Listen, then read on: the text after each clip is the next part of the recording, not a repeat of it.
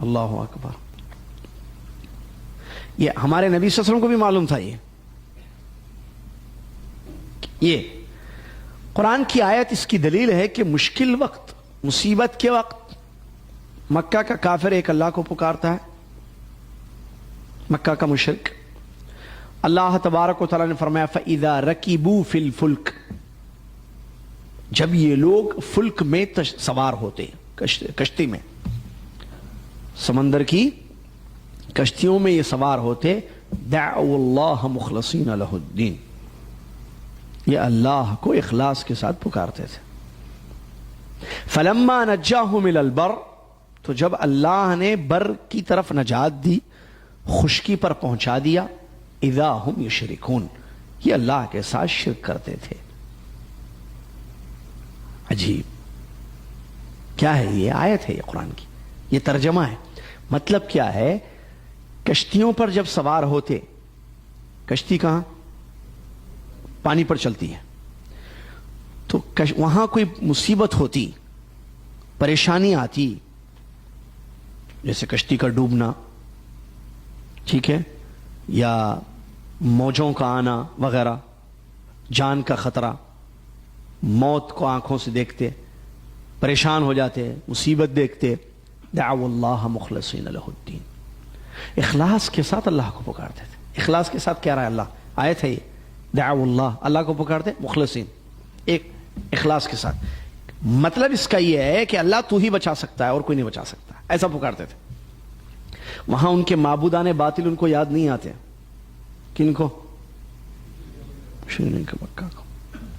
اللہ اکبر. معبودان باطل یاد نہیں آتے، صرف ایک اللہ یاد آتا، کیونکہ ان کو معلوم تھا کہ ہمیں بچانے والا ایک اللہ ہے. ان کو معلوم تھا، ان کا ایمان تھا کہ نجات صرف اللہ کے ہاتھ میں ہے.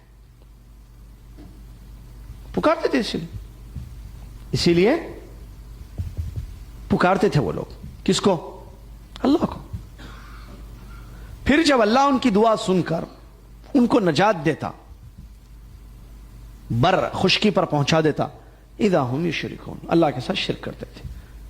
اسی آیت اور دیگر آیتوں کی روشنی میں اہل علم نے اس بات کو بیان فرمایا ہے، جنہوں نے توحید پر کتابیں لکھی ہیں.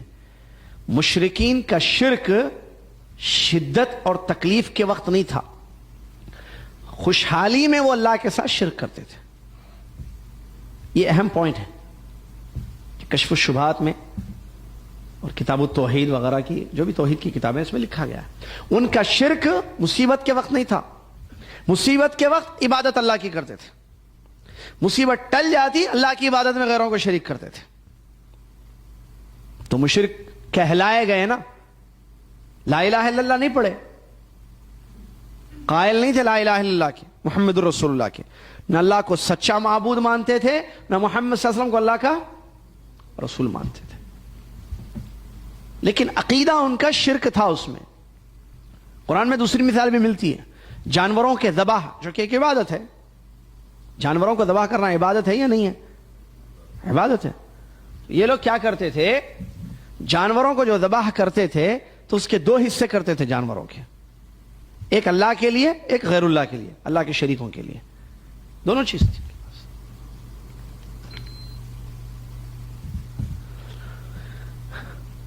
قالوا هذا لله بزعمهم وهذا لشركائنا. قرآن کی آیت کہتے تھے کہ یہ اللہ کے لیے ہے، ان کے گمان، اور یہ اللہ کے شریکوں کے لیے ہے. حج بھی کرتے تھے، عمرہ بھی کرتے تھے، لبیک بھی پڑھتے تھے. ان کا لبیک آیا ہے سیرت میں، تاریخ کی کتابوں میں، لبیک اللہم لبیک، لبیک لا شریک لک الا شریک تملکہ وما ملک. یہ ان کا لبیک تھا. بھائی کس کا؟ جن مشرکین کو نفرت تھی ہمارے نبی صلی اللہ علیہ وسلم کی دعوت سے توحید، ان کی بات ہو رہی. کیونکہ یہ پوائنٹ سمجھنا ضروری ہے، کیونکہ ابھی ہم جو پڑھ رہے ہیں کہ مسلمانوں کو ان لوگوں نے جو تکلیف دی، اذیتیں پہنچائیں، جس کے ایک دو واقعات ابھی ہم بتائیں گے آپ کو، کچھ واقعات. تو کیوں؟ کیونکہ وہ توحید پر آ گئے، انہوں نے پیارے نبی صلی اللہ علیہ وسلم کی دعوت توحید کو قبول کر لیا. تو دعوت توحید کیا تھی جس سے چڑ تھی ان کو؟ اور یہ نہیں چاہتے تھے کہ مکہ میں توحید کی دعوت پھیلے، بلکہ اپنے مشرکانہ عقیدے پر باقی رہنا چاہتے تھے. اور لوگوں کو پیارے نبی صلی اللہ علیہ وسلم کی دعوت توحید سے روکتے تھے. تو اس کی حقیقتیں جاننا ضروری ہے کہ یہ مشرک ویسے نہیں تھے جیسے بعض لوگ سمجھتے ہیں کہ یہ نہ اللہ کو مانتے تھے, اللہ کو نہیں مانتے تھے. ایسی بات ہے, اللہ کو مانتے تھے, رب مانتے تھے, خالق مانتے تھے, سچا معبود نہیں مانتے تھے. عبادت بھی کرتے تھے اللہ کی, لیکن شرکیہ طریقے پر. ساری عبادتیں خالص اللہ کے لیے نہیں کیا ان لوگوں نے, کچھ اللہ کے لیے کیا, کچھ غیر اللہ کے لیے کیا. جیسے ابھی تھوڑی دیر پہلے میں نے ایک آیت پڑھی سورہ بقرہ کی, جس سے معلوم ہوا کہ مصیبت, کشتی ڈوبتے وقت یہ اللہ کو پکارتے تھے.